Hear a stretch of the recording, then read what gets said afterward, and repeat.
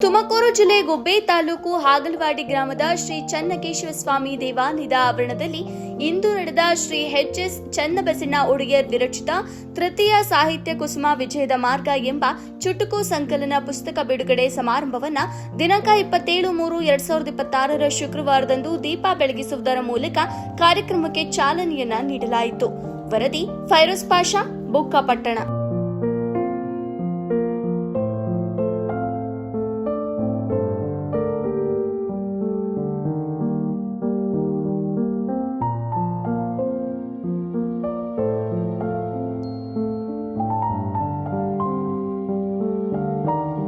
ನಾಡಿನ ಸಮಸ್ತ ಜನತೆಗೆ ಶ್ರೀರಾಮನವಮಿ ಹಬ್ಬದ ಶುಭಾಶಯಗಳು. ಆತ್ಮೀಯರೇ, ಪವಿತ್ರವಾದ ಈ ಹಬ್ಬದ ದಿನದಂದು ತುಮಕೂರು ಜಿಲ್ಲೆ ಗುಬ್ಬಿ ತಾಲೂಕು ಈ ಒಂದು ಹಾಗಲವಾಡಿ ಹೋಬಳಿಯಲ್ಲಿ ವಿಜಯದ ಮಾರ್ಗ ಎಂಬತಕ್ಕಂತಹ ಕೃತಿ ಬಿಡುಗಡೆ ಸಮಾರಂಭವನ್ನು ಇಟ್ಟುಕೊಂಡಿದ್ದೇವೆ. ಇದು ನನ್ನ 3ನೇ ಕೃತಿ.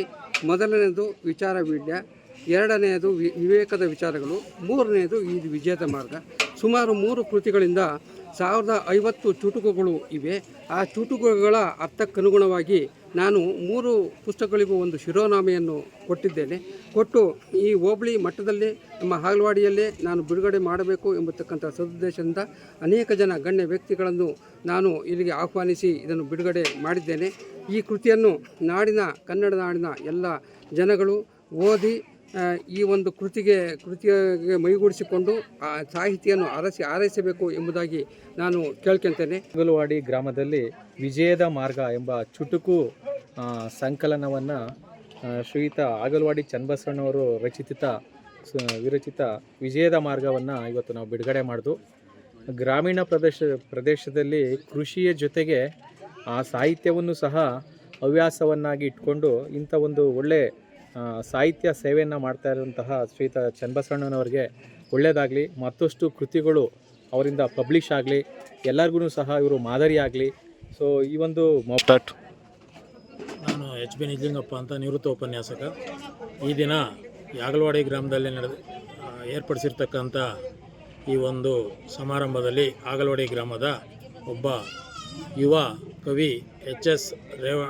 ಚನ್ನಬಸವಣ್ಣ ಒಡೆಯರ್ ಅಂತಕ್ಕಂಥವರು ವಿಜಯದ ಮಾರ್ಗ ಅಂತಕ್ಕಂಥ ಒಂದು ಕೃತಿಯನ್ನು ಬಿಡುಗಡೆ ಮಾಡಿದ್ದಾರೆ.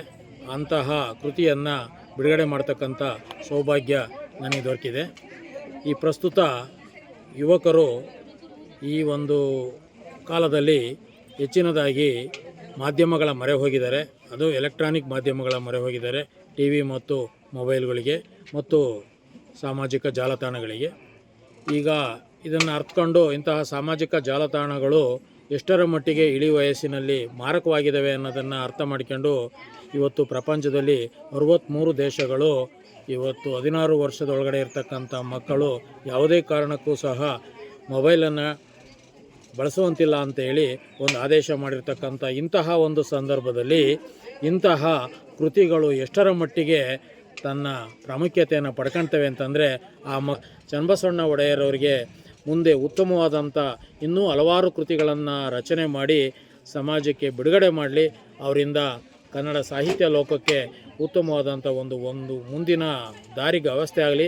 ನಮ್ಮ ಸಾಹಿತಿ ಅತ್ಯದ್ಭುತ ಜ್ಞಾನದಿಂದ ತುಂಬ ಒಳ್ಳೆಯ ವಿಚಾರಗಳನ್ನು ಅಳವಡಿಸಿಕೊಂಡು ಉತ್ತಮ ಪದಪುಂಜಗಳನ್ನು ಸೇರಿಸಿ ಒಂದು ಕೃತಿಯನ್ನು ಬಿಡುಗಡೆ ಬರೆದಿದ್ದಾರೆ. ಆ ಬಿಡುಗಡೆ ಕಾರ್ಯಕ್ರಮದಲ್ಲಿ ನಮ್ಮ ಅಧ್ಯಕ್ಷತೆಯನ್ನು ವಹಿಸಿದ್ದು ನಮಗೆ ಸಂತೋಷ ವಿಚಾರ.